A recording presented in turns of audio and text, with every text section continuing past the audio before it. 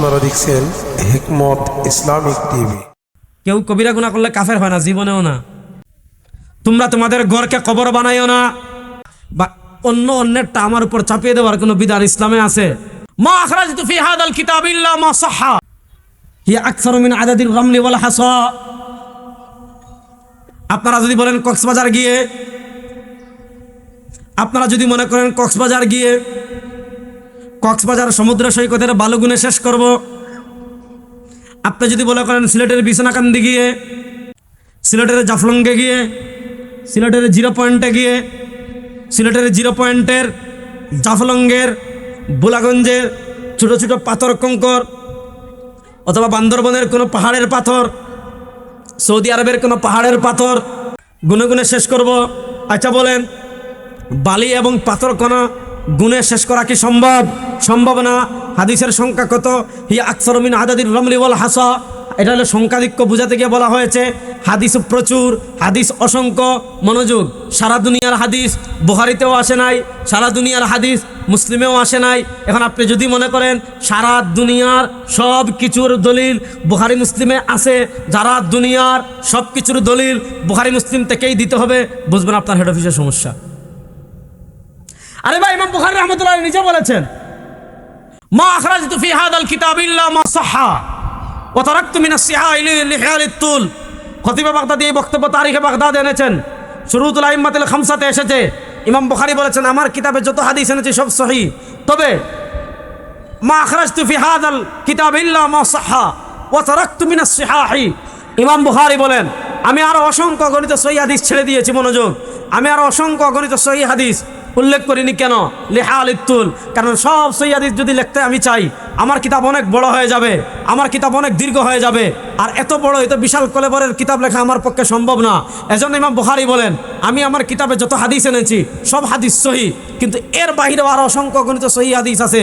এজন্য শুনেন, হযরত আলী রাদিয়াল্লাহু তাআলার মনোযোগ, হযরত আলী রাদিয়াল্লাহু তাআলা হাদিস ইমাম আবুল হাসান খিলাই রহমতুল্লাহ আলাইহি তার কিতাবুল ফাওয়াইদে এনেছেন, যে হাদিসকে আপনার ইমাম ইবনুল মুলাক্কিন আল বদরুল মুনির ফি তাখরিজ আহাদিসির রাফিউল কবির এই হাদিসে সহিহ বলেছেন। ইমাম ইরাকি যে হাদিসকে তারাহুত তাসরিবে সহিহ বলেছেন। এরপরে আপনার যে হাদিসকে ইমাম আপনার শওকানি তার ইয়েতে সহিহ বলেছেন।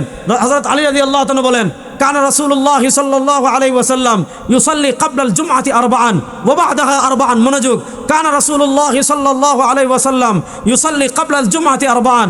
আল্লাহ রাসূল সাল্লাল্লাহু আলাইহি ওয়াসাল্লাম জুমার আগেও সুন্নাত পড়েছেন 4 রাকাত, ওয়া বা'দাহা আরবাআন, জুমার পরেও সুন্নাত পড়েছেন 4 রাকাত, ওয়া ইয়াজআলুত তাসলিমা ইল্লা ফি আখিরিহিন্না।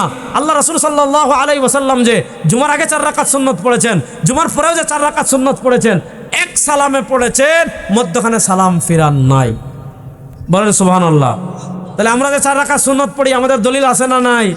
কেউ না পড়লে নাই, কোনো সমস্যা নাই ভাই, আমরা কারোর সাথে মারামারি করব না। কিন্তু আপনাকে এই জিনিসটা বুঝতে হবে যে রাসূলুল্লাহ সাল্লাল্লাহু আলাইহি ওয়াসাল্লামের আমল জানতে হলে মাধ্যম কারা? মুহাব্বতে বলেন, মাধ্যম কারা? আমি আরেকটা উদাহরণ দেই। কেউ যদি বিতির নামাজ না পড়ে, তার সাথে আমার দ্বন্দ্ব নাই, সেও আমার মুসলিম ভাই। কেউ কবিরা গুনাহ করলে কাফের হয় না, জীবনেও না। মনোযোগ দিয়ে শুনেন, আমরা এই যে ছোটোখাটো মাসালা নিয়ে ইখতিলাফ করি। আমরা তো বিতিরের নামাজ পড়ি 3 রাকাত, কেউ বিতিরের নামাজ পড়ে 1 রাকাত, যে যেটা মন চায় পড়বে, যেটা গ্রহণ যায় সেটা নিয়ে আমার কোনো কথা নাই। কিন্তু আমরা যে 3 রাকাত পড়ি সেটা আমি বুঝাতে চাচ্ছি। কেউ 1 রাকাত পড়লে তার ব্যাপার, না পড়লেও তার ব্যাপার, 5 রাকাত পড়লেও তার ব্যাপার, 20 রাকাত পড়লেও তার ব্যাপার। আপনি আপনারটা কারো উপর চাপিয়ে দেওয়ার কোনো বিধান ইসলামে আছে? বা অন্যেরটা আমার উপর চাপিয়ে দেওয়ার কোনো বিধান ইসলামে আছে? দেখেন আছে, কয় শুনছেন, ইসলামে ইখতিলাফ করা যাবে, ইখতিলাফ ইসলামের সৌন্দর্য। কিন্তু ইখতিলাফকে কেন্দ্র করে দলাদলি করা যাবে না, ইখতিলাফকে কেন্দ্র করে মারামারি করা যাবে, ইখতিলাফকে কেন্দ্র করে অন্তরে হিংসা রেখে একজন আরেকজনের বিরুদ্ধে, ইহুদি খ্রিস্টানদের বিরুদ্ধে যেভাবে লাগে এইভাবে আরেকজনের বিরুদ্ধে লাগা যাবে না। দেখেন আল্লাহ রাসূল সাল্লাল্লাহু আলাইহি ওয়াসাল্লাম, মনোযোগ, আল্লাহ রাসূল সাল্লাল্লাহু আলাইহি ওয়াসাল্লাম ফরজ নামাজ পড়তেন মসজিদে, আর আল্লাহ রাসূল সাল্লাল্লাহু আলাইহি ওয়াসাল্লাম সুন্নত এবং ওয়াজিব নামাজ পড়তেন ঘরে। এবং আল্লাহ রাসূল সাল্লাল্লাহু আলাইহি ওয়াসাল্লাম আমাদেরকে বলেছেন, লা তাজআলু বুয়ুতাকুম কুবুরা, লা তাজআলু বুয়ুতাকুম কুবুরা, তোমরা তোমাদের ঘরকে কবর বানাইও না। আমরা মসজিদে মূলত ঘরে সুন্নত পড়া ভালো, কিন্তু আমরা মসজিদে পড়ার কথা কেন বলি? কারণ আমাদের দেশের সিস্টেমটা এরকমই, যদি মসজিদে না পড়ে ঘরে এসে বউ বলবে বাজারের কথা, ছেলে বলবে আব্বা চকলেট আনছেন, মেয়ে বলছে আব্বা মেহেদি আনছেননি, বস ঘরে আসলে ব্যস্ত হয়ে যাব, পড়ার সুযোগ পাবো না। এজন্য আমরা ঘরে যেহেতু আসলে পড়ার সুযোগ পাবো না, এজন্য আমরা বলি মসজিদে পড়ে নিয়েন, সমস্যা নাই। কিন্তু যদি ঘরে সুন্নত পড়ে যাওয়ার সুযোগ থাকে, ঘরে সুন্নত পড়ে যাওয়া অথবা ঘরে এসে পড়া উত্তম। কিন্তু আমাদের দেশের সমস্যা কি, মনে করেন হুজুর যদি আপনার জোহরের নামাজ পড়ে বের হয়ে যায়, যে ওনার নিয়ত কি ঘরে গিয়ে সুন্নত পড়বে, অথবা মনে করেন এশার নামাজ পড়ে বের হয়ে যায়, সুন্নত আর ভিতর হুজুরের জন্য পড়ে নাই, যে আমি শেষ রাতে ঘরে পড়বো। আমাদের দেশের মানুষ কি বলবেন, দেখছেন কত বড় হুজুর সুন্নত পড়ে না। অর্থাৎ এই যে আমরা মানুষের ব্যাপারে মুহূর্তের ভিতর খারাপ ধারণা তৈরি করে ফেলি। অথচ হতে পারে উনি সুন্নতের উপর আমল করার জন্য এখানে পড়তেছে না, ঘরে পড়বে। কিন্তু আমরা দেখেন আমাদের এই যে মাইন্ডসেট আপটা দেখেন, আমাদের মাইন্ডসেট আপ আর রাসূলুল্লাহ সাল্লাল্লাহু আলাইহি ওয়াসাল্লামের মাইন্ডসেট আপের পার্থক্য বুঝেন। মনে করেন আপনার মসজিদে কোনো ইমাম সাহেব কোয়ার্টারে থাকে, তার ফ্যামিলি গ্রামে, ফজরের সময় আপনি ইমাম সাহেবের জামায় দেখবেন মহিলাদের চুল। আপনি সন্দেহ করবো যে হে ইমাম সাহেব তো ভালো মানুষ না, ইমাম সাহেব তো ভালো মানুষ না, কার পিছনে নামাজ পড়তেছি?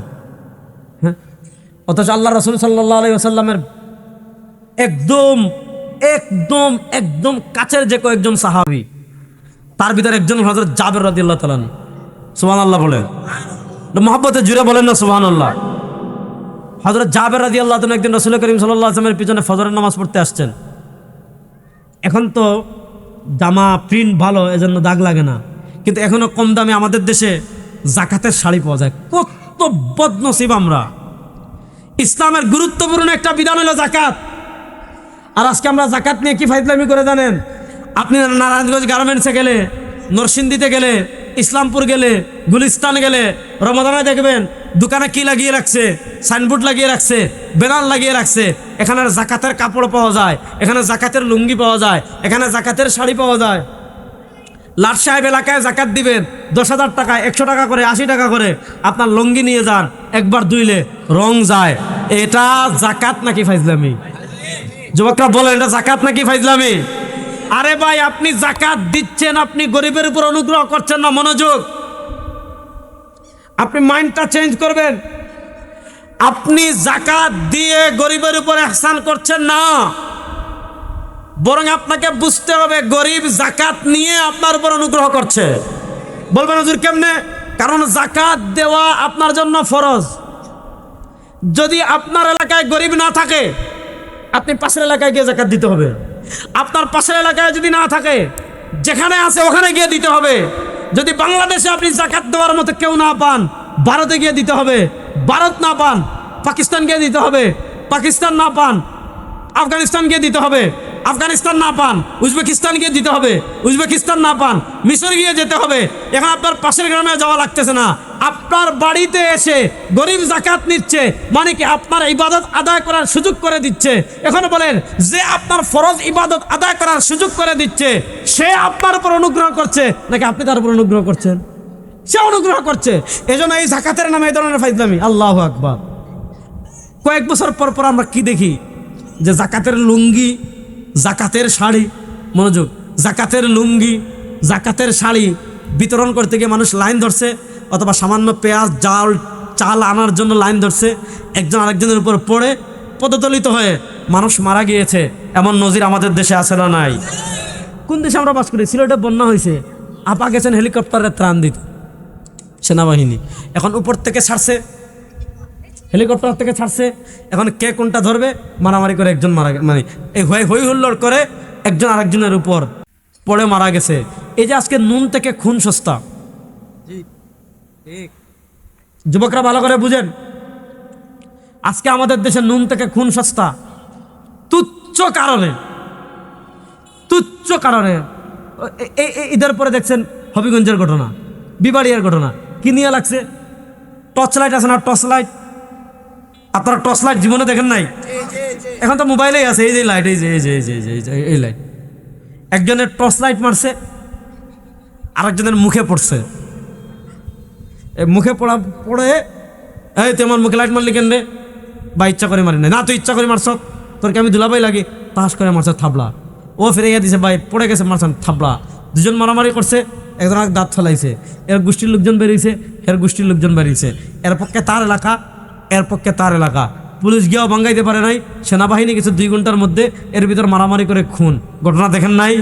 আরে ভাই, ফুটবল খেলে ব্রাজিল, ফুটবল খেলে আর্জেন্টিনা। কোথায় ব্রাজিল, কোথায় আর্জেন্টিনা? আমাদের থেকে হাজার হাজার কিলোমিটার দূরে। আমার তো সন্দেহ লাগে, ব্রাজিল আর্জেন্টিনার মানুষদেরকে জিজ্ঞেস করেন যে বাংলাদেশ চিনেন কিনা, অনেকে বলবে জীবনে নামও শুনি নাই। খেলে ফুটবল, খেলে ব্রাজিল, খেলে আর্জেন্টিনা, খেলা হয় অন্য দেশে। পোলাপান মারামারি করে মারা যায় বাংলাদেশে। 2022 সালে যখন বিশ্বকাপ হয়, পত্রিকায় নিউজ এসেছে ফুটবল খেলা নিয়ে বাড়াবাড়ি করে আমাদের বাংলাদেশে 21 জন যুবকের তাজা প্রাণ ঝরেছে। কেমনে ঝরেছে? মনে করেন আর্জেন্টিনা গোল খেয়েছে। কেমনে ঝরেছে? ধরেন ব্রাজিল গোল খেয়েছে। কেমনে ধরেন অন্য কোনো দেশ গোল খেয়েছে। এখন মনে করেন একজনে ব্রাজিল সাপোর্ট করে ব্রাজিল, আরেকজনে সাপোর্ট করে আর্জেন্টিনা। এখন যে ব্রাজিল সাপোর্ট করে সে হারার পর আর্জেন্টিনায় গিয়ে তার সামনে মুখ বেঙ্গায়, তাকে চিমটি মারে। আবার এরা হারলে এরা চিমটি মারে। মাথা গরম, মারামারি করে 21 জন মারা গিয়েছে।